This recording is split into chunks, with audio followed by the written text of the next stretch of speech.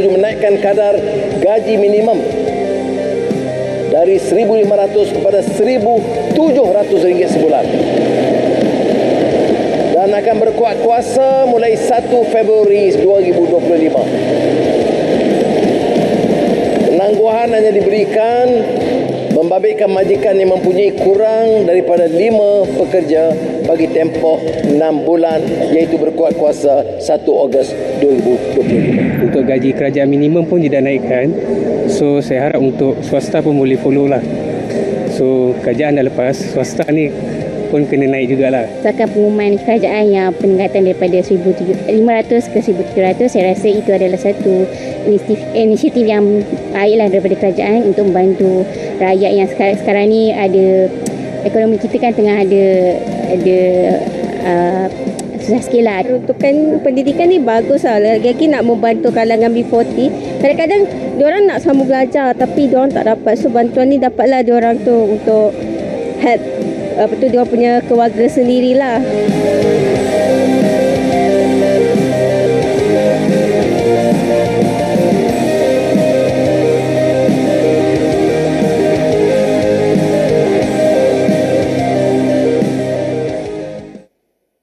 Assalamualaikum dan selamat malam. Dashbox Cyberjaya menjadi tuan rumah kita pada malam ini. Kopi Ekonomi. Kita masih lagi bersiaran bersama dengan anda. Terima kasih kita bersantai-santai pada malam ini membincangkan topik pastinya rentetan daripada Belanjawan 2025, tetapi kita dalam perbincangan yang sedikit casual untuk kita bawakan apakah antara harapan dan juga bagaimana Belanjawan 2025 ini boleh difahami secara lebih dekat dengan masyarakat di luar sana dan juga anda yang sedang menonton pada malam ini. Terima kasih kerana menonton kami di perseriman secara dalam talian dan juga di portal-portal yang kami sediakan bersama dengan anda. Dan insyaAllah pada malam ini kita akan memberikan gambaran rentetan daripada pembentangan Belanjawan 2025.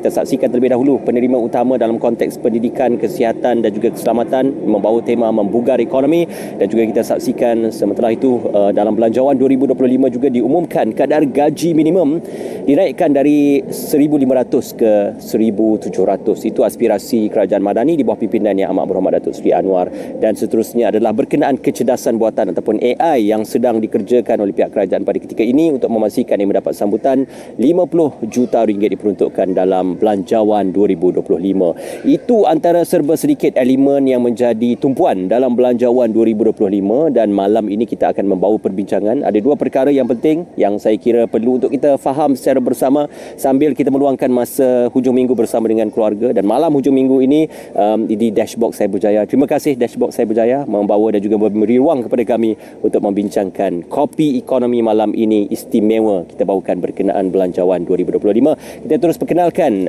tapi saya nak jemput minum terlebih dahulu ni. Kita ada halang-halang sampai ke Cyberjaya ni. Terima kasih diucapkan di ujung sana yang berbahagia Datuk Abdul Aziz Abu Bakar, Presiden Persatuan Akauntan Percukaan Malaysia. Apa khabar Datuk? Alhamdulillah baik. Terima kasih Datuk. Dia lagi seronok kalau kopi ni ditemani dengan roti bakar. Oh malam ni. Datuk dah dinner Datuk Alhamdulillah. Dan juga sahabat saya, terima kasih saudara Hafiz, pengarah dasar awam dan komunikasi strategik dari Consulum Government Advisory. Terima kasih saudara kerana bersama dengan kami.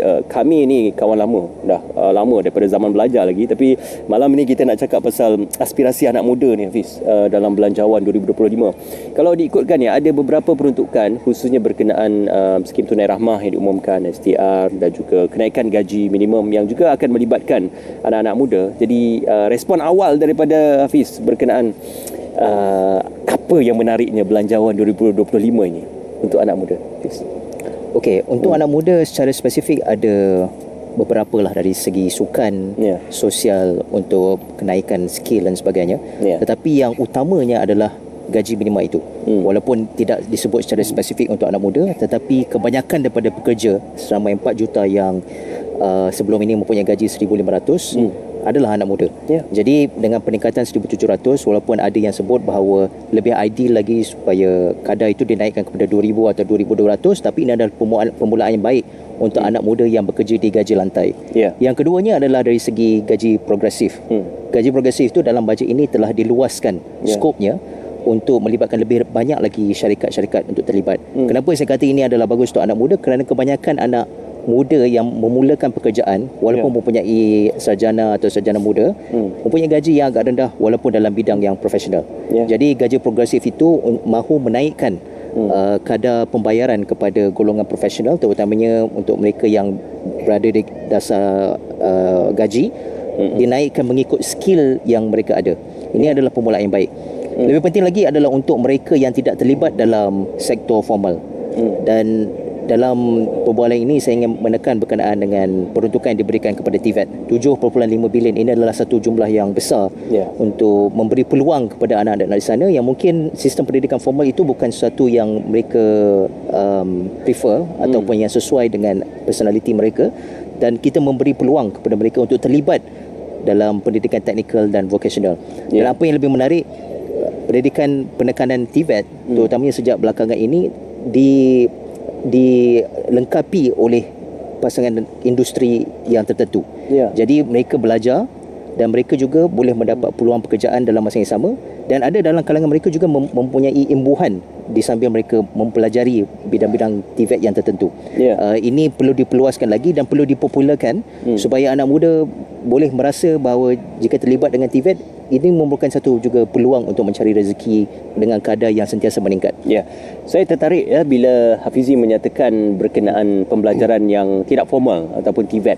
Majlis TVET Negara sudah pun ditubuhkan di bawah pimpinan Yang Amat Berhormat Timbalan Perdana Menteri dan juga Datuk Seri Dr. Ahmad Zahid Hamidi. Dalam ucapannya dia menyatakan kita nak melihat gaji minimum ditawarkan kepada lulusan TVET ini sekurang-kurangnya 2,500 bagi gaji yang progresif dan kompetitif. Itu kita gambarkan gaji bermaruah, Datuk. Tapi bila kita sebut tentang gaji bermaruah ini, kita tidak boleh lari juga tentang sistem percukaian dan pembahagian hasil pendapatan negara itu kembali kepada rakyat. Yang menjadi perbahasannya ini adalah bila kita melihat pengkategorian pendapatan itu. Kalau dahulu kita ada T20, M40, B40 Kali ini mungkin aspirasi Yang Berhormat Menteri Ekonomi nak melihat kategori itu dilihat kepada pendapatan boleh guna. Yang menjadi perbahasannya berkenaan T15 ini, pengkategoriannya. Jadi dalam aspek pendapatan dan percukaian tu, apa yang boleh kita fahami manfaatnya bila kategori itu baik pulih dan diubah mengikut keadaan, Datuk? Okey. Bismillahirrahmanirrahim. Assalamualaikum warahmatullahi wabarakatuh. Salam sejahtera. Berkaitan dengan tema T15 ni, saya rasa dia timbul ada banyak isu lah. Sebab dari segi T15 ataupun 15 ke atas.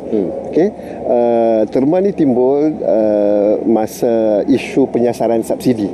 Kalau kita tengok dalam pembentangan belanjawan tu, bila Yang Amat Berhormat Perdana Menteri sebut tentang penyasaran subsidi, especially the diesel, sebab dia bagi tahu hampir 85% daripada rakyat secara keseluruhannya akan dipelihara. Bermakna sekiranya kita increase ataupun kita hapus kedai subsidi diesel tu, subsidi RON95 tu, kita jaga the 85% tu, tapi the 15% tu kita kena bayar.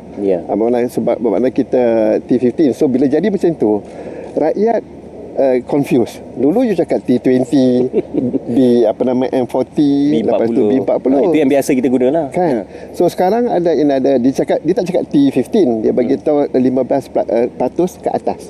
Kan? The top 15% ke atas. So bila jadi macam tu, dan dari segi isu penyasaran subsidi apa semua ni, timbul term, dari segi term tu macam mana. Dan kalau kita tengok, kalau saya boleh masuk RON95 punya isu, you see, bila negara kita nak dari segi environment, dari segi ESG apa semua ni, kita tak boleh, kalau kita nak bagi carbon tax dari segi cukai karbon, kita tak boleh nak bagi subsidi kepada RON95, subsidi petrol, kan. Bermakna dari segi polisi tu, Fiz, kan, dari segi polisi tu dia bercanggah, kan. Dalam satu sektor you nak try to reduce the carbon emission, tapi lagi satu sektor lagi you bagi subsidi kepada RON95 tu.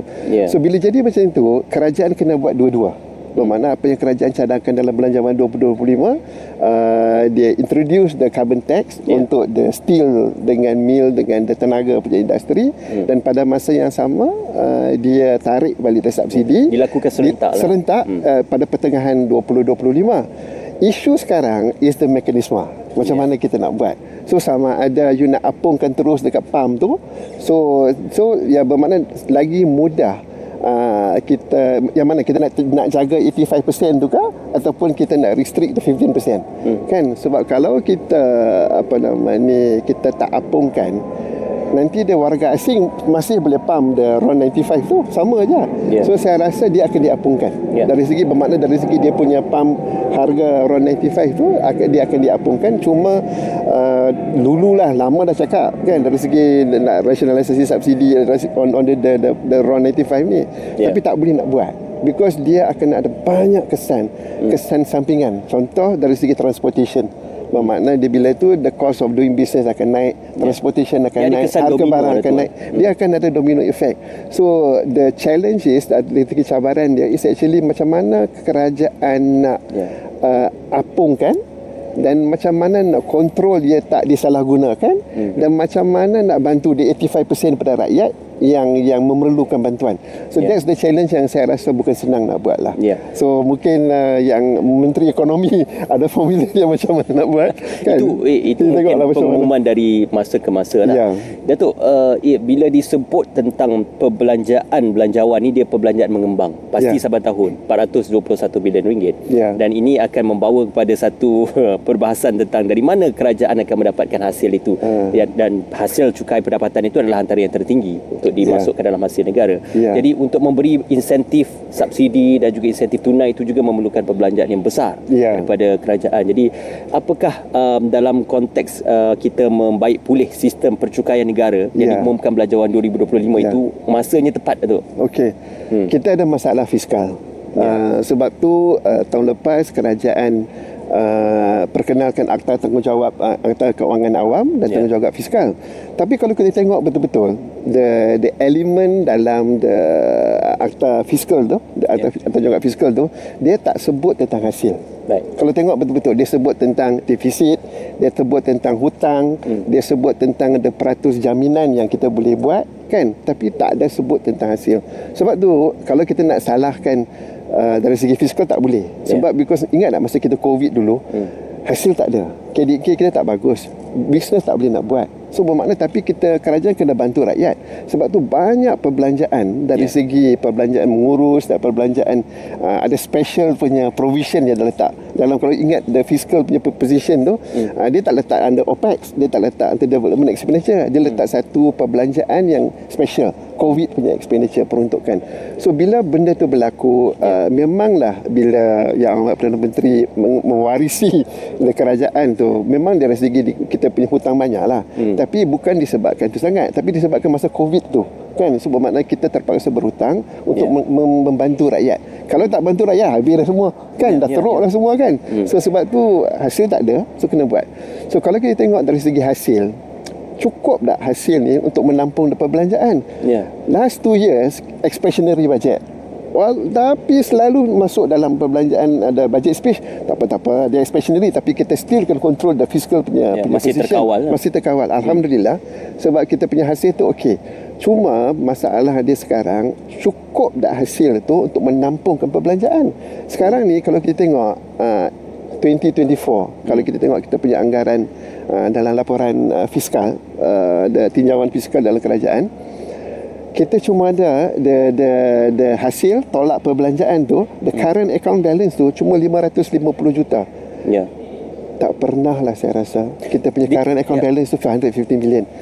2025 lebih kurang 5 bilion lah kan. Tapi bermakna saya nak stress dekat sini, kita cukup makan tau kan. Untuk tahun 2024 ni kalau kita punya hasil dia anggaran kita macam tu for 2024 dan kita punya OPEX kita cukup-cukup makan aja, dan perbelanjaan development expenditure tu memang kita kena pinjam.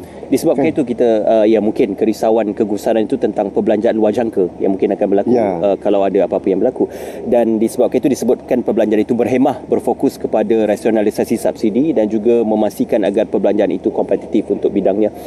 Yang berbahagia Datuk dan juga Hafizi, kita minum kopi dulu dan kita akan kembali selepas ini. Ada masa lagi berbaki untuk kita lunaskan perbincangan kita. Semuanya kembali dalam Kopi Ekonomi. Berehat seketika.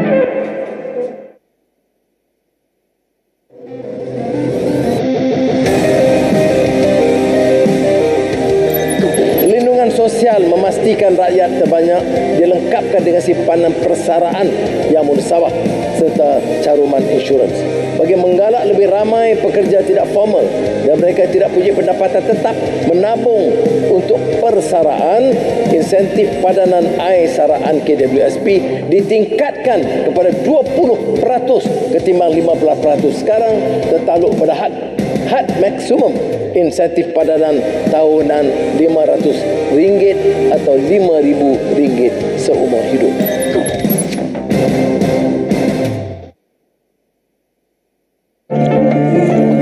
Ya, kita bersua kembali. Terima kasih Dashboard Cyber Jaya. Manis kopinya. Semanis perbincangan kita pada malam ini. Terima kasih yang berbagi Datuk. Terima kasih Hafizi. Tadi Datuk ada bercerita berkenaan tentang fiskal, keadaan ekonomi, perbelanjaan dan juga pendapatan negara. Tapi Hafizi, bila kita sebutkan berkenaan perbelanjaan ini, kita tidak boleh lari untuk kita melihat perbelanjaan itu diperuntukkan untuk golongan belia. Kita dah sebut tadi tentang TVET. Kita dah sebut juga tentang belia dalam konteks pekerjaan dan belia dalam konteks usahawanan. Jadi banyak perkara-perkara yang diberikan tumpuan oleh Yang Amat Berhormat Datuk Seri Anwar berkenaan bagaimana merancakkan penglibatan belia dalam konteks keusahawanan. Jadi apa belanjawan 2025 ini sebenarnya satu belanjawan dalam jangka masa pendek ini boleh menjadikan agenda pemberkasan belia itu satu agenda yang berfokus.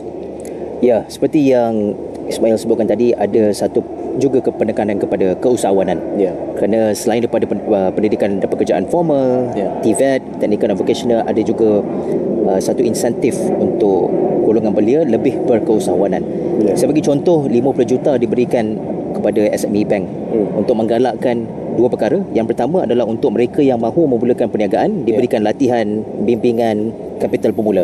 Untuk mereka yang sudah ada perniagaan, diberikan satu bimbingan yang lebih teknikal dan mungkin lebih terfokus kepada pengurusan. Jadi ini adalah satu pendekatan yang bagus, walaupun jumlahnya 50 juta itu mungkin dikatakan sebagai agak kecil dalam landscape MSME ini, tetapi satu permulaan yang baik. Dan bukan saja itu, tetapi kita perlu juga menyentuh kepada dua bahagian, iaitu industri kreatif dan industri seni. Juga telah diletakkan 50 juta dan 30 juta untuk menggalakkan anak-anak muda yang kini lebih tech savvy untuk mewujudkan peluang pekerjaan mereka sendiri menggunakan aplikasi digital dan media sosial. Dan ini telah dilakukan di negara-negara barat. Dan kalau kita ada satu sistem yang lebih berstruktur dan mempunyai satu mewujudkan satu ekosistem yang menggalakkan monetization, ini akan menggalakkan lebih ramai anak muda bukan saja untuk menggunakan aplikasi digital dan media sosial, tetapi juga untuk menjana pendapatan daripada kedua-dua bidang ini contohnya.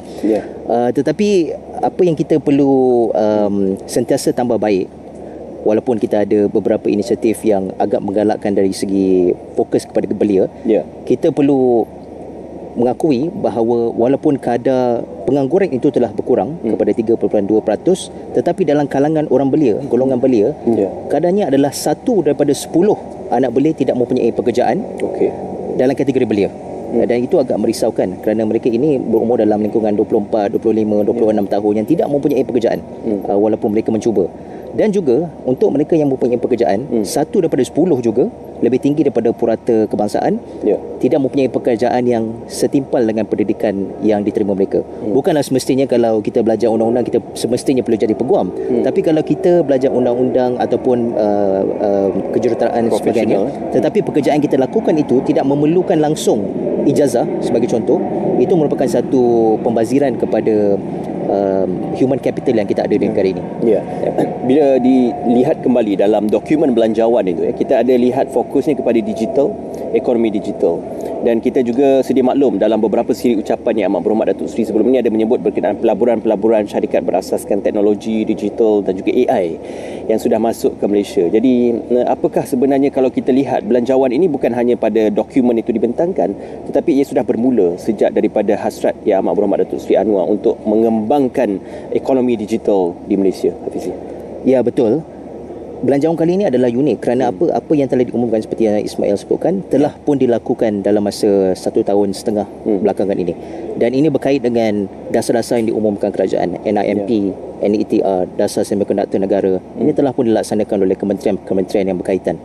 Tetapi belanjawan ini juga menekankan lagi kepentingan high growth, high value industri itu. Kita sebut berkenaan dengan teknologi digital, tetapi belanjawan kali ini lebih meluas kepada peralihan tenaga, rantaian bekalan, supaya kita tidak terputus pada rangkaian bekalan dunia. Kita mahu melahirkan syarikat-syarikat tempatan yang mampu untuk membekalkan kepada rangkaian bekalan dunia, dan juga keterjaminan makanan. Dan ini adalah sektor-sektor yang perlu juga dilihat untuk melibatkan lebih ramai rakyat Malaysia mendapat atau menjana pendapatan dan peluang daripada industri ataupun sektor-sektor baru ini. Dan selain daripada pelaburan asing, juga ada pelaburan domestik daripada institusi seperti Khazanah Nasional dan juga KUAP. Dan dua institusi ini di antara mereka dan juga syarikat milikan kerajaan lain telah memperuntukkan sekurang-kurangnya 120 bilion untuk merangsangkan ekonomi dalam industri-industri yang dikatakan sebagai high growth, high value ini. Dan kebanyakannya masih berada di tahap awal, ataupun mungkin syarikat-syarikat ada bakat untuk melakukan perkara-perkara yang lebih melibatkan advance teknologi, tetapi mereka tidak mempunyai kapital. Dan di sini kerajaan telah meletakkan kapital sejumlah itu untuk perkara yang perlu dilaksanakan secepat mungkin.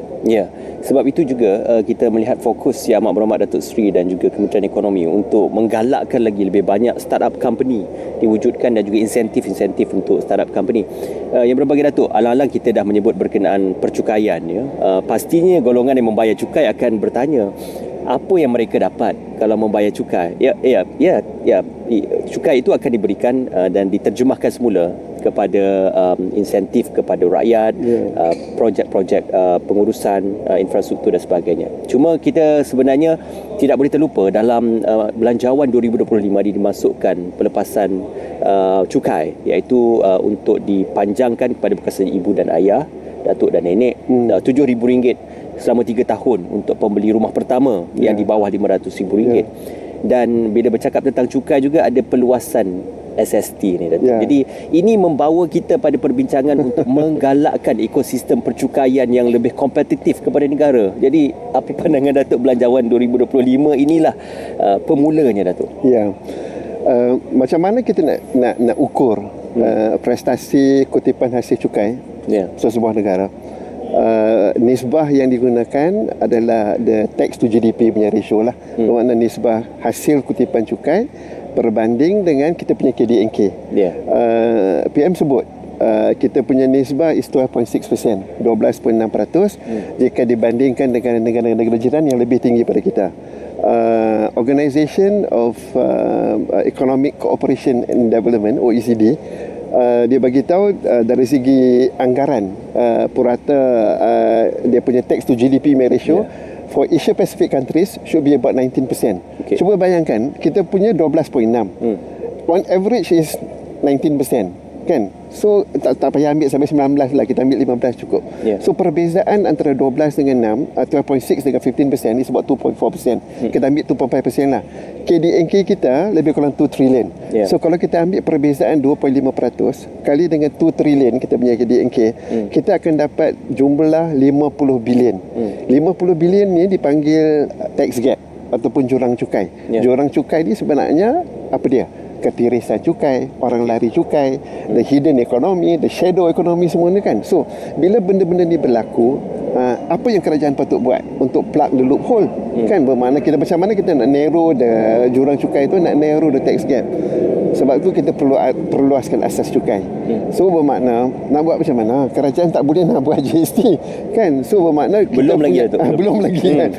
Belum lagi sebab kita punya tahap gaji minima tu, sebab PM ada sebut, dia kata dia kena sampai 3,000. Sekarang baru 1,500, 1,700 kan. Kalau diperkenalkan berapa nilai yang sesuai? 3%, 2% tu? Itu very good question tu. Dulu masa kita the last one was 6% kan, 6% hari tu kan. Dan kalau kita tengok dari segi kedudukan kadar cukai sekarang, cukai jualan dengan cukai perkhidmatan, kita 6%, 8%, sales tax kita dah sampai 10% kan. It varies kan. Kalau nak kira it should be lebih kurang macam tu ataupun lower lah. kan, sebab bila kita introduce GST ni kan, dia akan perluaskan asas cukai. Tapi jangan cakap GST lah, kita cakap sales tax dengan service tax ni. Okey, so disebabkan kita punya ketirisan tu, ada tax gap tu, macam mana nak jurang cukai tu nak pendek, nak kecil kan. Sebab tu kita kena perluaskan asas cukai, sama ada di peringkat cukai langsung atau cukai tak langsung. Sebab tu dalam cukai langsung tu disebut ada dividend tax, yang very hot issue sekarang kan, because you see income kita dah cukai, expenses kalau tengok P&L lah, cuba bayangkan profit and loss dengan balance sheet lah. Income kita dah tax dari segi cukai pendapatan. Expenses bila kita belanja kita kena cukai juga, sales tax, service tax. Sekarang dekat balance sheet tu investment pun dah kena dah, capital gains tax dah kena, cukai keuntungan modal pun kena juga kan. So bermakna RPJT pun kena. Jadi dah banyak dah semua kena ni kan. Ini yang boleh kita panjangkan dalam sesi perbualan lain. Maaf Datuk, ini saja masa kita ada bersama dengan Datuk. Tapi apa pun kita boleh panjangkan sesi kita mengopi ni.